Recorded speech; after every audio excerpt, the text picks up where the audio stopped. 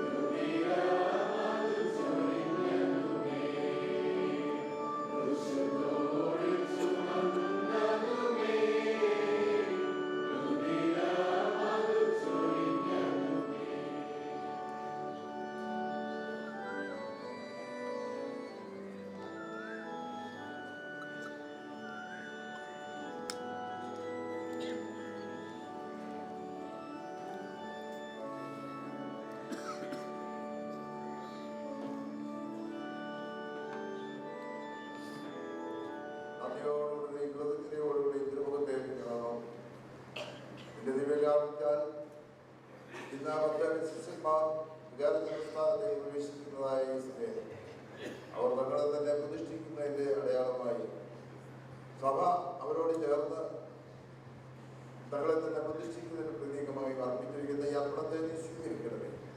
ഇതിനെ അനുഗ്രഹീതമായ വിധത്തിൽ നിയോഗിക്കാൻ ഞങ്ങൾക്ക് വിവേകവും ജ്ഞാനവും തരയണമേ. യേശു നാമത്തിൽ തന്നെ. ഏതായി പ്രഭാതം വ്യക്തിപരമായിട്ട് ദൈവത്തിന് സ്തോത്രം ചെയ്യുവാൻ ഞാൻ കടപ്പെട്ടിരിക്കുന്ന ഒരു ദിവസം.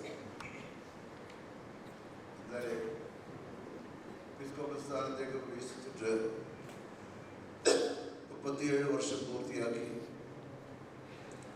38ാം വർഷത്തിലേക്ക് പദമൂന്നേറ്റ് ആദ്യ ദിവസമാകുന്നു എന്ന്.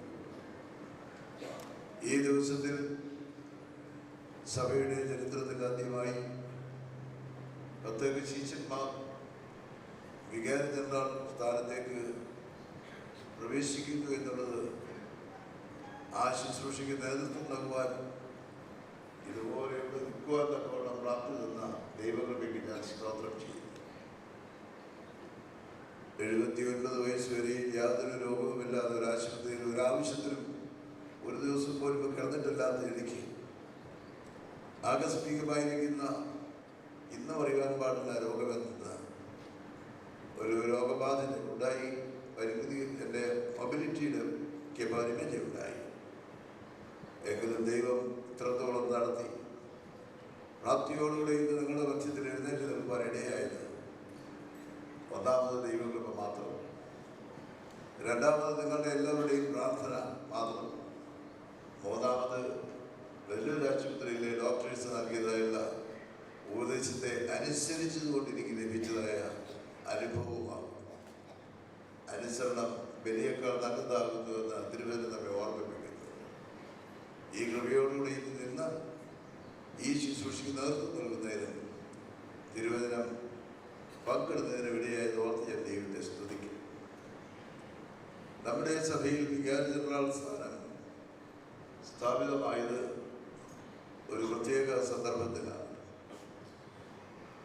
തോമസ് തിരുവേനി കാലറ്റ് അന്നത്തെ പ്രക്ഷുബ്ധമായ അന്തരീക്ഷത്തിൽ സഭയ്ക്ക് മേലധ്യക്ഷ സ്ഥാനമില്ലാതിരുന്നതായുള്ള കാലഘട്ടത്തിൽ സഭയ്ക്ക് നേതൃത്വം നൽകുവാനായി Thoma ആദ്യ വികാരി ജനറലായിട്ട് നിയമിച്ചു എന്നുള്ളത് നാം പ്രത്യേകിച്ച് ഓർക്കണം. ആ സാഹചര്യം എന്ത് തോമസ് സിനിമയുടെ കബറടക്കം കഴിഞ്ഞു ജനം പട്ടക്കാർ ഇത്രയും വിവരമായ ആളുകൾ ഉണ്ടായിരുന്നെന്ന് ഞാൻ വിശ്വസിക്കുന്നില്ല.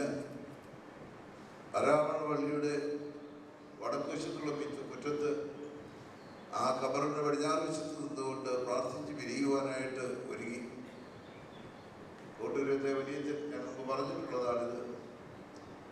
ആ ജനത്തിൻ്റെ പ്രാർത്ഥനയ്ക്ക് നേതൃത്വം നൽകി അദ്ദേഹത്തിൻ്റെ നാവിൽ നിന്ന് വന്നതായുള്ള വാക്ക്, ദൈവമേ, മോശ മരിച്ചപ്പോൾ നിന്റെ ജനത്തിന് നീ യോശുവയെ ഒരുക്കി, ഞങ്ങൾക്ക് ആരെന്ന് അറിയുന്നില്ല. ജനത്തിൻ്റെ ഹൃദയം വിങ്ങിപ്പൊട്ടി. കണ്ണുനീരുകൊണ്ട് അവരുടെ ദൃശ്യശക്തി തന്നെയും മറഞ്ഞു എന്ന് വേണമെങ്കിൽ പറയുവാൻ കഴിയും. ആ സമയത്ത് പാലീകര പള്ളിയുടെ വികാരിയായിരുന്നതായ ഥോമാ ചെന്ന് അച്ഛൻ്റെ തോളിലോട് കൈയിട്ടുകൊണ്ട് പ്രകാരം പ്രാർത്ഥന പൂർത്തീകരിച്ചു. ദൈവമേ, വിശ്വാസത്തിൻ്റെ കണ്ണിൽ ഞങ്ങൾ കാണുന്നു നീ ഞങ്ങൾക്കായി ഒരുക്കിയിട്ടുള്ളത്. ആ വിശ്വാസത്തിൻ്റെ പ്രതീകമാണ് ഞാൻ പലപ്പോഴും ഓർക്കും. എറിഹോ കോട്ടയെ ചുറ്റിയതായിട്ടുള്ള യഹൂദജനം മോശ നൽകിയതായിട്ടുള്ള, യോശുവ നൽകിയതായിട്ടുള്ള ആ വലിയ പ്രബോധനം അവർക്ക് ഒരുക്കിയിട്ടുള്ളതിനെ കണ്ടു. ഒരുക്കപ്പെട്ടതായ മോശ മരിച്ചപ്പോൾ അവർക്ക് വേണ്ടി ഒരുക്കപ്പെട്ടതായുള്ള ആ കർത്തൃദാസം നൽകിയതായ ആഹ്വാനം എത്ര ശക്തിവത്തായിരുന്നു. അതുപോലെയായിരുന്നു ഥോമാ ശബ്ദവും എന്ന് ഞാൻ ഈ സമയത്ത് അനുസ്മരിക്കുകയാണ്. പിന്നീട് മേലുദ്ദേശ സ്ഥാനത്തേക്കുള്ള ആലോചനകളും തിരഞ്ഞെടുപ്പുകളുടെയും വന്നപ്പോൾ പലരും ആ സാഹചര്യത്തിൽ ചുമതല ഏൽക്കുവാൻ നിർവാഹമില്ലാതെ വന്നപ്പോൾ ആലോചന സഭയിൽ നടന്നാലും സംഭാഷണത്തെക്കുറിച്ചും കേട്ടിട്ടുണ്ട്, അറിഞ്ഞിട്ടുണ്ട്. തീത്തൂസ് ഒന്നാമൻ തിരുമേനി അന്ന് ദത്തൂസ് കത്തനാർ എന്ന പേരിൽ മാരാമണ്ണ വികാരിയായി ഗോപുരത്തിന് ആ സഭയിൽ എഴുന്നേറ്റ് നിന്നുകൊണ്ട് പറഞ്ഞു, അവിടുന്ന് മദ്രാസ് സ്ഥാനം ഏറ്റിട്ട് നാം ഭരിച്ചോളാമെന്ന് പറഞ്ഞു. ആ വലിയ ഒരു ശക്തിയായിരുന്നു ആ സമയത്ത് ആ പ്രതിസന്ധിയെ ഒഴിവാക്കി. അതുപോലെയുള്ള പ്രതിസന്ധികൾ നമ്മുടെ സഭയിൽ ഉണ്ടായിട്ടുണ്ട്. നന്മായ നേതൃത്വവും പട്ടത്തു സമൂഹവും നല്ല നേതൃത്വം നൽകിയത് ഞാൻ ഓർക്കേണ്ടതാണ്. തിരുവാലയം തിരുമേനിയുടെയും മാത്യൂസ് തിരുമേനിയുടെയും തെരഞ്ഞെടുപ്പിന്റെ സമയത്ത് ഒരാളെ തെരഞ്ഞെടുക്കണമെന്നുള്ളതായ ആലോചനയോടുകൂടെ ചേർന്നതാണ് പ്രതിനിധി മണ്ഡലത്തിൽ ഭരണഘടനയുടെ മൂലമാനകളൊന്നും ആരും നോക്കുന്നവരില്ലായിരുന്നു. പ്രതിസന്ധിയെ ഒഴിവാക്കുവാനായി യശസ്വരീയനായ ടി.എം. വർഗീസ് തണ്ടാനേത്ത് കറ്റാണ്. അദ്ദേഹം എഴുന്നേറ്റെന്ന് പറഞ്ഞു, നമ്മുടെ സീനിയർ മെത്രാപ്പൊലീത്തന്മാർ രണ്ടുപേരും ടൈറ്റസ് തിരുമേനിയും എബ്രഹാം തിരുമേനിയും ആരോഗ്യം കുറഞ്ഞു വരികയാവുന്നല്ലോ, നമുക്ക് രണ്ടുപേരെ എടുക്കാമെന്ന് പറഞ്ഞു. അപ്രകാരം ഇന്നത്തെ ഭരണഘടനയനുസരിച്ചാണ് എല്ലാവരും ആ മണ്ഡലം ആ സമയത്ത് തന്നെ രണ്ടുപേരെയും എടുക്കുവാനായിട്ട് യുണാനിമസായിട്ടൊക്കെ തീരുമാനിക്കുകയാണ് ചെയ്തത്. അതേ പ്രതിസന്ധിയുടെ മധ്യത്തിൽ ദൈവത്തിൻ്റെ നൂലാമാലകൾ മാത്രം നോക്കാതെ സ്നേഹത്തിൻ്റെയും സൗഹൃദത്തിൻ്റെയും നാളുകളിൽ പ്രവർത്തിച്ച് നമ്മുടെ പിതാക്കന്മാരെ നമുക്ക് ഓർക്കണം. ഇല്ല, ആ സമയത്ത് ആദ്യമായി വികാരികളുടെ നിയമം. അതുകൊണ്ട് പ്രിയമുള്ളവരെ, നിങ്ങൾ പ്രവേശിക്കുന്നത് ആ ബഹുമാന്യനായിരുന്ന അച്ഛൻ ആദ്യം ഇരുന്നതായ ആ കസേരയുടെ അവകാശികളാകുന്നു എന്ന് ഞാൻ ഓർമ്മിപ്പിക്കുന്നു. രണ്ടാമത് വേറെ ഒരു പ്രതിസന്ധി വന്നതായ സന്ദർഭത്തിൽ നമ്മുടെ നിയമനത്തെ സംബന്ധിച്ച് പ്രതിസന്ധി ഉണ്ടാക്കി. സുവിശേഷ പ്രസംഗ സംഘം ഒരു തീരുമാനം എടുക്കുകയും ആ തീരുമാനം കേട്ടപ്പോൾ ഇവിടെ സീനിയറായിട്ട് സീനിയർ അധ്യാപകനായിരുന്ന കെ വി യൂസുഫ് സാർ പ്രദേശപരം മൂലം മരണപ്പെടുകയും വലിയ ഒരു പ്രതിസന്ധിയായിരുന്നു അത്. അതിന്റെ മധ്യത്തിൽ ധീരമായി നേതൃത്വം നൽകിയത് കെട്ടാളത്തിൽ അറിയപ്പെടുന്നതായ നിർഭയമായി ഏത് കാര്യങ്ങളുണ്ടാലും കൗൺസിലായിരുന്നാലും മണ്ഡലത്തിലായിരുന്നാലും പൊതുവേദികളിലായിരുന്നാലും ധൈര്യത്തോടുകൂടെ നിർഭയമായിട്ട് അഭിപ്രായങ്ങൾ പറഞ്ഞ അദ്ദേഹത്തെ ഞാൻ ഈ സമയത്ത് അനുസ്മരിക്കുക. ഈ വിധത്തിലുള്ള നേതൃത്വം നൽകിയതായിട്ട് നേതൃത്വ നിലയിലേക്കാവുന്നു നിങ്ങൾ വിളിക്കപ്പെടുന്നതെന്ന് ഈ സമയത്ത് ഓർമ്മിപ്പിക്കുക. നാളെ നോയമ്പ് ആരംഭിക്കുക. നമ്മുടെ ആധ്യാത്മിക ജീവിതത്തെ കുറിച്ച് പുനർവായന നടത്തുന്നതിനെ കുറിച്ചുള്ള ചിന്തകളാണ് നോയമ്പിന്റെ ആരംഭത്തിൽ ദൈവവചനത്തിലൂടെ നമുക്ക് ലഭിക്കുന്നത്. നിങ്ങൾ നിയോഗിക്കപ്പെടും. അതെ, നമ്മുടെ യോഗ്യത കൊണ്ടല്ല നാം വിളിക്കപ്പെട്ടിരിക്കുന്നത്. ദൈവവിളിയാണ് നമ്മെ യോഗ്യരാക്കി തീർന്നത്. നാം എപ്പോഴും ഓർത്തിരിക്കേണ്ടത്. നമ്മുടെ ശിഷ്യന്മാരിൽ കൂടെ ആയിരുന്നപ്പോൾ തിബരിയാസ് കടലിലെ ആ വലിയ അനുഭവത്തിന് ശേഷം അവർക്ക് പ്രഭാതഭക്ഷണം നൽകി അവർക്ക് ആ ദിവസത്തേക്ക് ആവശ്യമാണ് ഊർജ്ജം കൊടുത്തതിന് ശേഷം കർത്താവ് ശിമോൻ പത്രോസിനോട് ചോദിച്ചു, നീ ഇവരിൽ അധികമായി എന്നെ സ്നേഹിക്കുന്നു. അതെന്നുള്ള മലയാള വേദപുസ്തകത്തിലുള്ളത്. നാലാമത്തെ മൂലഭാഷ നീ ഇവയിൽ അധികമായി നിന്നെ സ്നേഹിക്കുന്നു എന്നാകുന്നു. അവിടെ കൂടുതൽ പ്രസക്തമാണെന്ന് ഞാൻ കരുതുന്നു. കാരണം തലേ ദിവസം രാത്രിയിലത്തെ അനുഭവം, ആ പ്രഭാതത്തിലെ അനുഭവം എന്തായി? തങ്ങളുടെ പഴയ തൊഴിലും പരിചയമുള്ള തൊഴിലേഖലയും തങ്ങളുടെ അനുഭവം പരിചയ സമ്പത്തും ശാശ്വതമായി സംതൃപ്തി നൽകുമെന്ന് അവർ വിചാരിച്ചു.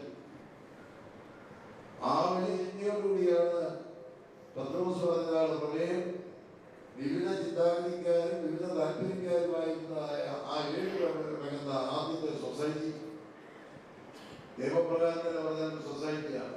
7 പേരുള്ളവരല്ലോ മിനിമം 7. ആ സൊസൈറ്റിയുടെ തീരുമാനപ്രകാരം അവർ അധ്വാനിക്കാൻ തുടങ്ങി. തീരുമാനം ചെയ്തിട്ട് പോവുകയാണ് ചെയ്തത്.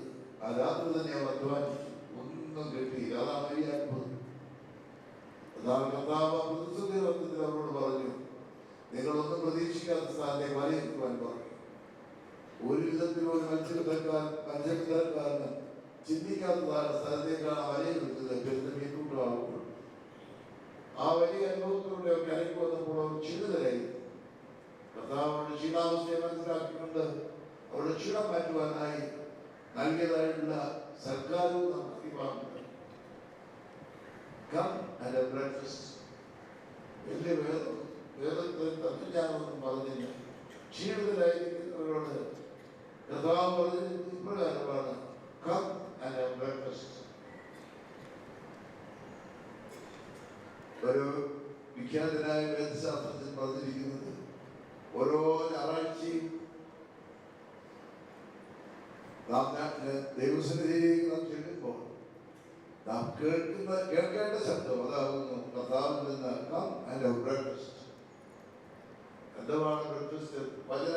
വചനധ്യാനത്തിലൂടെയും ഉദാശയുടെ അനുഭവത്തിലൂടെയും ആ പ്രഭാത ഭക്ഷണം കഴിച്ച് ശക്തി പ്രാപിച്ച് അതിന് മുമ്പിലുള്ളതായ ഒരാഴ്ചയിലേക്ക് പുതുജീവനോടുകൂടി ഇറങ്ങി പോകുവാനായിട്ട് ഇന്നും ഈ പ്രിയപ്പെട്ടവരോട് നമ്മയും വിളിക്കുന്നു, കം ആൻഡ് ബ്രേക്ക്ഫാസ്റ്റ്.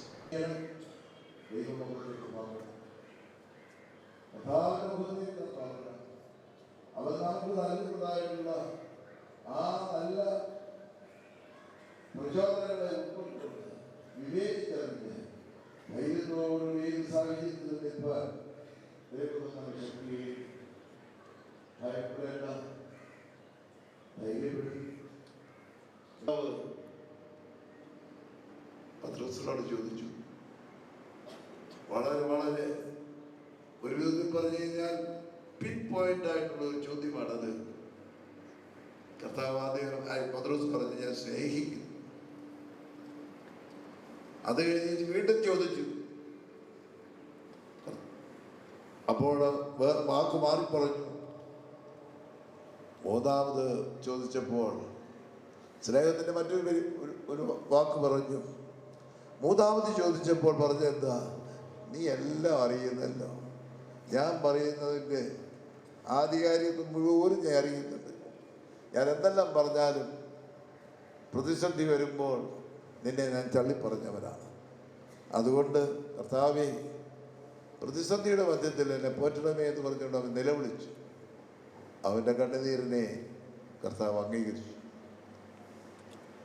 അപ്പോൾ അവൻ കൊടുത്തതായുള്ള നിയോഗം എന്നാകും ചോദിച്ചു കഴിഞ്ഞാൽ എൻ്റെ കുഞ്ഞാടുകളെ മേയ്ക്കുക. അതിനായിട്ടാകുന്നു ഓരോ ഭദ്രാസനത്തിലും ഓരോ സ്ഥാപനങ്ങളിലേക്കും നിങ്ങൾ ചുമതലയേൽക്കുമ്പോൾ നിങ്ങളെ ഏൽപ്പിച്ചതായുള്ള സ്ഥാനത്ത് ദൈവകൃപ പ്രാപിച്ച് ദൈവത്തിൻ്റെ കുഞ്ഞാടുകളെ, നിങ്ങളെ ഈ ഫലമേൽപ്പിച്ചിരിക്കുന്ന കുഞ്ഞാടുകളെ മേയ്പ്പാൻ ദൈവം നിങ്ങൾക്ക് പ്രാപ്തി തരട്ടെ എന്ന് ഞങ്ങൾ ആശംസിക്കുന്നു. ഈ കൂടിയിരിക്കുന്ന ജനം മാർത്തോമാസഭയുടെ പ്രാതിനിധ്യമാകുന്നു. ഈ അതിമനോഹരമായ പ്രഭാതത്തിനായിട്ട് നന്ദിയോടെ സ്തോത്രം ചെയ്യുന്നു. മാർത്തോമാസഭ 10 പേരെ വികാരി ജനറൽമാരായി നിയമിച്ചാക്കുന്ന ഈ ദിനത്തിൽ മാർത്തോമാസഭയുടെ സന്തോഷം പങ്കിടുവാൻ, അങ്ങേ മഹത്വപ്പെടുത്തുവാൻ ഈ ദിവസം തന്നതിനായി നന്ദിയോടെ സ്തോത്രം. ദൈവമായ കർത്താവേ, ഈ സമയത്ത് ഞങ്ങൾ പ്രത്യേകിച്ച്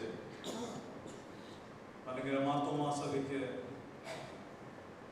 നേതൃത്വം നൽകുന്ന ഞങ്ങളുടെ പ്രിയപ്പെട്ട മെത്രാപ്പോലീത്ത തിരുമേനി